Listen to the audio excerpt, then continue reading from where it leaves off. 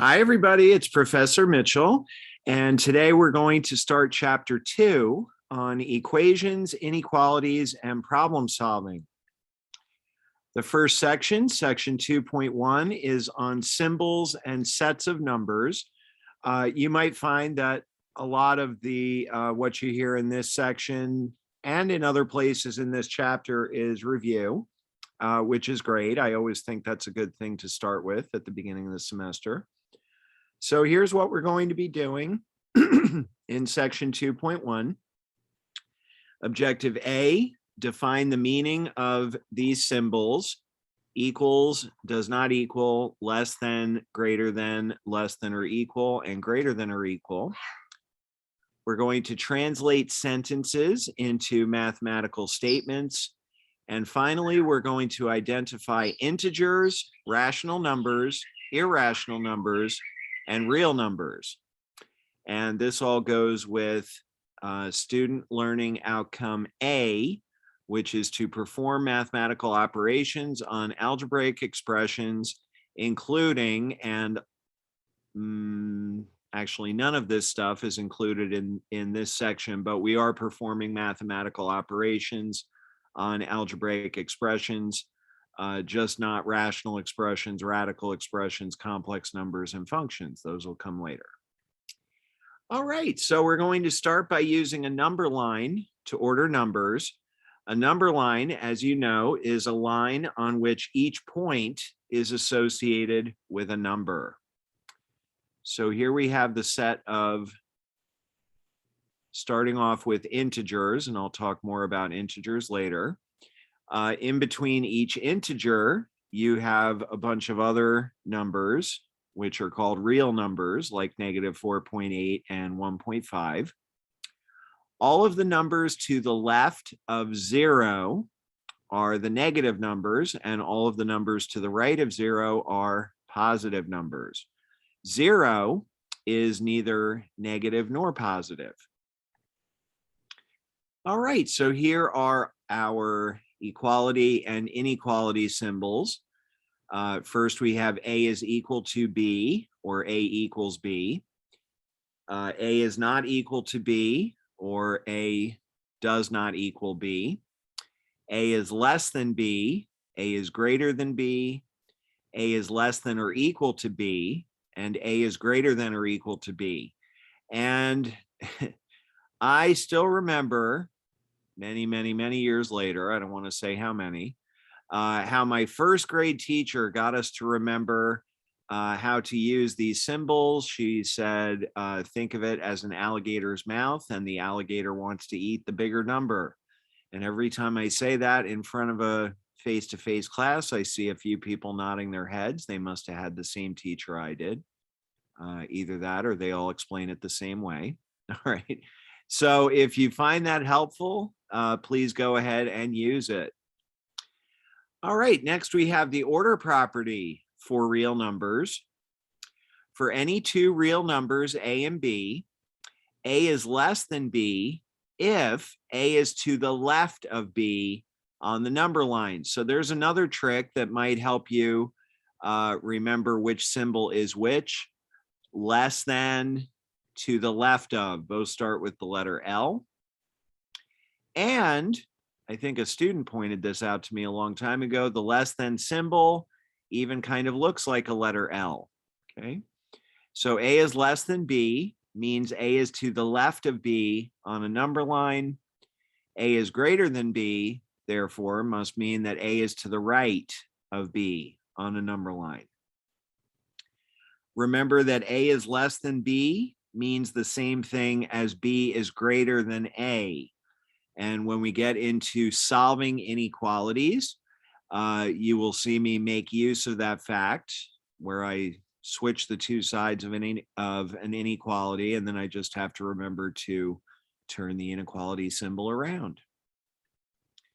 All right, so now we get into some examples. In this first batch of examples, we're going to insert less than, greater than, or equals in the appropriate space to make the statement true, starting with 9 and 15.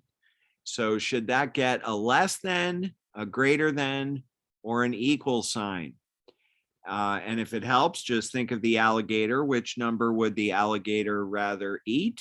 Well, the alligator would rather eat the 15, which means we're going to use that symbol, which is less than, right? So the completed statement is 9 is less than 15. Next, we have 20 and 0. All right, so nothing tricky about that. The alligator would definitely rather have 20 than 0. So this time we're going to use the greater than symbol. 20 is greater than 0.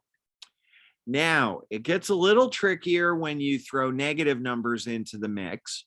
Alligators do not understand negative numbers. So this is where you can do one of two things. Either picture those numbers on a number line, or you can think of them as money. A lot of my students tell me that thinking of negative numbers as money they owe is very, very helpful. So now imagine that I give you a choice. You can either get a bill for $4, you owe $4, or you can get a bill for $6. Which bill would you rather have if you have to pick one? Well, I would definitely rather have the bill for $4, and therefore -4 is greater than -6. Okay, if I'm the alligator, that's the bill I'm going to grab. Notice also that -4 is to the right of -6 on the number line. If we flash back real quick to, this slide, -6 would be over here. Didn't quite make it into the picture.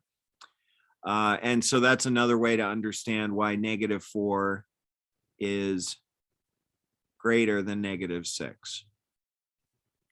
All right, next we have some true or false statements. All right, the first statement says 0 is less than -15. So just imagine that I give you a choice between being even, you don't have any money, but you also don't owe any money, or you owe $15. All right, well, I would rather be even than owe $15. So I am not going to grab the bill for $15. This is a false statement. Thinking of it in terms of a number line, -15 is to the left of 0 on the number line. 0 is to the right of -15. So that inequality symbol should go in the opposite direction. Next, we have 7 times 8 is less than or equal to 8 times 7. So, gosh, without even knowing off the top of your head what 7 times 8 is, hopefully you can see that those two expressions would come out to the same number. And that's because multiplication is what we call commutative. The order of multiplication does not matter. Okay. So those two expressions are equal, which makes this statement true. All right, because of the or equal. If I took that out, that or equal and just made it 7 times 8 is less than 8 times 7, then the statement would be false. And by the way, 7 times 8 is 56. All right, finally, -16 is less than or equal to 2. I seem to recall talking to face-to-face classes that this statement is sometimes a little controversial. However, it is true. Remember, less than or equal means exactly that, less than or equal. So if the first number is less than the second number, it's true. If the first number is equal to the second number, it's true. In this case, -16 is less than 2, and that makes this statement true. All right, next we have write each sentence as a mathematical statement. So this is where it really starts to look like algebra. Algebra is about translating words into symbols and eventually using the dreaded letter X. All right, but that's okay. If you're feeling nervous about that, I will try to make you feel better about it. 15 is greater than 5. I don't think anybody's going to have too much trouble with that one. Looks like this. Negative 10 is less than or equal to 37. Looks like this. And then finally, negative 7 is not equal to 7. And this is my chance to go on a little rant about if I give you a math problem to do and the answer is negative 7 and you put 7, that's not like being in an English class and just leaving out the period at the end of a sentence or something. Negative 7 is a completely different number than 7. Sometimes I hear people say, oh, I just left off the negative sign. Well, that's a big deal, all right? Negative 7 is or 7 would be just as wrong as any other wrong answer if the answer is negative 7. Anyway, this is, looks like this, right? Negative 7 does not equal 7. All right, now we get into identifying common sets of numbers.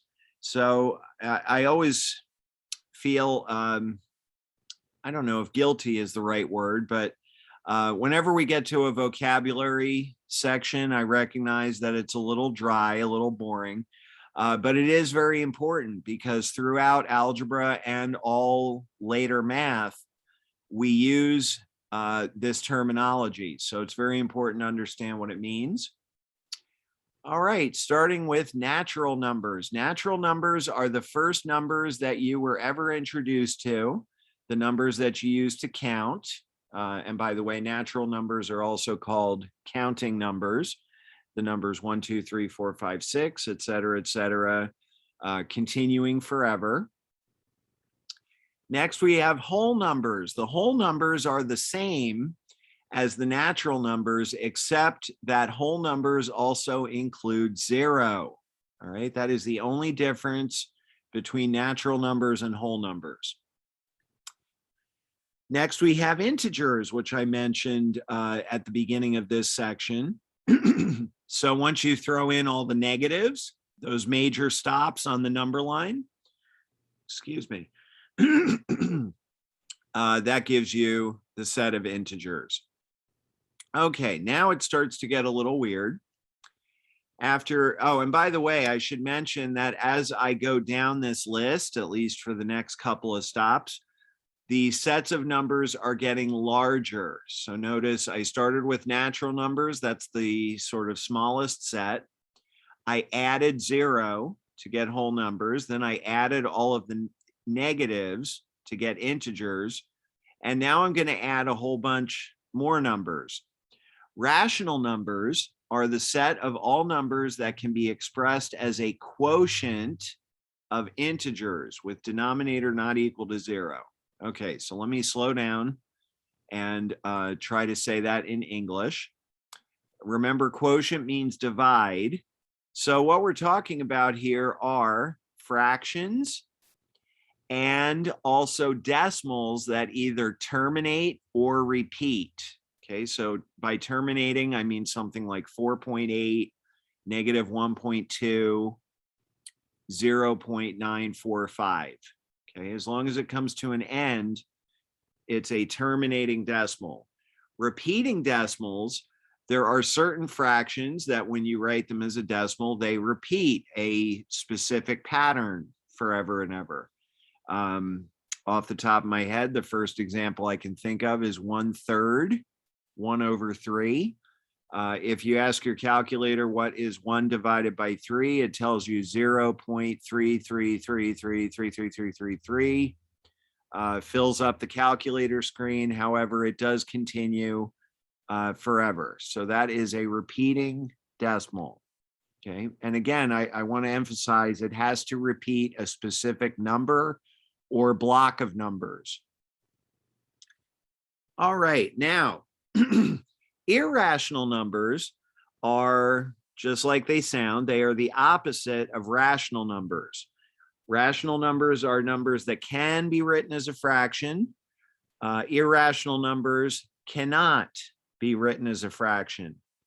So what kind of numbers are we talking about? Well, I have a few examples. The number pi, 3.14159265358979323384, et cetera, et cetera. All right, the ratio of a circle's circumference to its diameter, the number pi, is an irrational number. It cannot be written as a fraction. The square root of 2, all right, that is that mystery number that when you multiply it by itself, the answer is 2. That is also an irrational number. It starts out 1.414, and then it goes on and does something else, all right? What irrational numbers have in common is that when you write them as decimals, they go on and on forever with no repeating block of numbers, all right? So there may be no pattern whatsoever, like in 4.98734982738, ... Or there might be a pattern, it's just not a repeating pattern.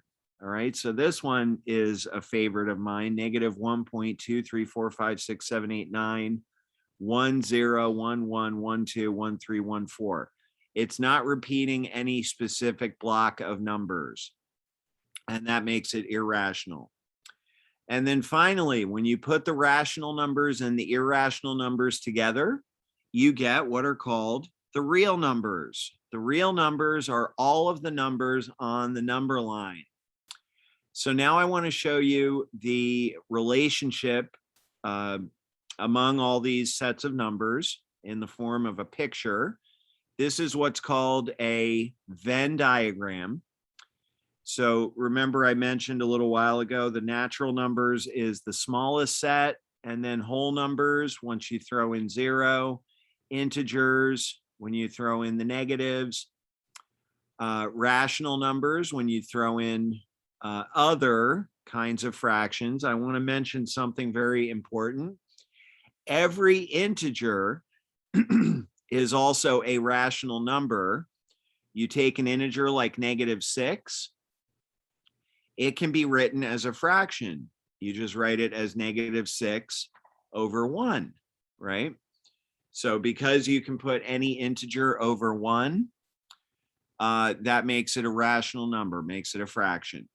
And then over here, completely separate, you have the irrational numbers, all right? Pi, square root of 2, this number here, which we're going to be talking about much, much later this semester. This number is called E, okay? Those are all examples of irrational numbers. And when you put all of the numbers together that are in this picture, you get the real numbers. All right, I believe this is the last batch of examples. We're going to tell which set or sets each number belongs to. And the choices are natural numbers, whole numbers, integers, rational numbers, irrational numbers, and real numbers, starting with the number 1/4. So let's go through the list and let's talk about whether 1/4 is or is not each of these types of numbers. First of all, it is not a natural number. We do not count with the number 1/4. It is not a whole number because it's not either a counting number or 0. And it's not an integer. It is not one of the major stops on the number line. However, it is a rational number because it is a fraction, right? It's 1/4. 1 and 4 are both integers. So the quotient of two integers is a rational number. Because it's rational, that means it can't be irrational. All right, every real number is either rational or irrational, can't be both. And I'm going to let you in on a little secret here. All of these numbers are real numbers. Okay, as long as it has a home on the number line, it is a real number. So the number 1/4 is rational and real. It is not any of those other things. Next example, -5. -5 is not a number we use to count with, so it is not a natural number. It is also not a whole number, all right? It's not a counting number or 0. However, it is an integer, right? It is one of the major stops on the number line. Because it's an integer, it is automatically a rational number. It can be written as -5/1. Because it's rational, it cannot be irrational, but it is real. So the number -5 is 3 of these things. It is an integer, it is rational, and it is real. All right, I believe this is the last example, the square root of 3. If you happen to have a calculator within reach, you can ask your calculator, what is the square root of 3? It will give it to you as a decimal. That decimal starts off 1.732 something something. And therefore it is not a natural number or a whole number or an integer, right? It's got a home on the number line, but it's between the major stops. It is also not a rational number. The square root of 3, just like the square root of 2, has a decimal that goes on and on forever with no repeating block of numbers. Because it is not rational, it must be irrational. And because it has a home on the number line, it is a real number. So the square root of 3 is only 2 of these things. It is irrational and it is real. All right, and finally, I can't remember if I said that number 4 was the last example. I forgot about this one. I think this is the last example, but don't hold me to it. All right, tell whether each statement is true or false. Every negative number is also a rational number. So what you might want to do when you're trying to decide if these statements are true or false, try to think of what's called a counterexample. Try to think of a negative number that is not rational, all right? And if you find that to be difficult, that is completely normal, all right? I have not mentioned, I don't think so far, any negative numbers that are not rational. However, if you take any of the irrational numbers that we did talk about, pi, square root of 2, square root of 3, just stick a negative sign in front of any of those, and you've got a negative number that is not rational. So this statement is false. There are negative numbers that are not rational. For example, -pi or negative square root of 2. Those are negative numbers that are not rational. Next, 1/2 is an integer. Is 1/2 one of the stops on the major stops on the number line? Well, no, it's not. So this is a false statement. The two nearest major stops are 0 and 1. 1/2 would be exactly halfway between 0 and 1. All right, finally, every natural number is positive. Well, what are the natural numbers? Those are the numbers we use to count. 1, 2, 3, 4, 5, 6. Are those all positive? Yes, they are. So this is a true statement. All right, we did it. That is the end of section 2.1. We'll see you next time.